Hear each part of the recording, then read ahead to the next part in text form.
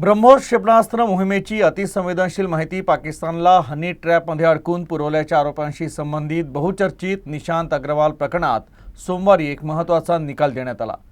मुंबई उच्च न्यायालयाच्या नागपूर खंडपीठाने आरोपी शास्त्रज्ञ निशांत अग्रवालला सत्र न्यायालयाने सुनावलेली जन्मठेपेची शिक्षा रद्द करत 3 वर्षाच्या तुरुंगवासाची शिक्षा ठोठावली।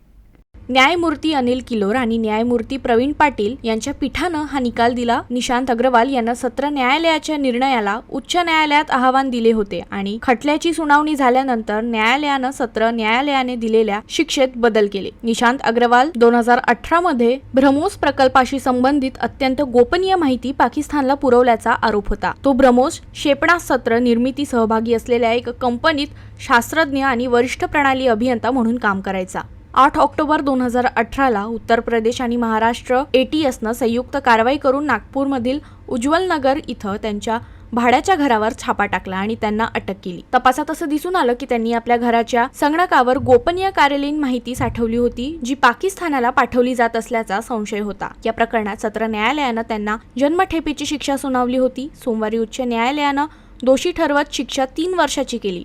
3 वर्षांची मुदत पूर्ण झाल्यानंतर सुटका देखील अपेक्षित आहे।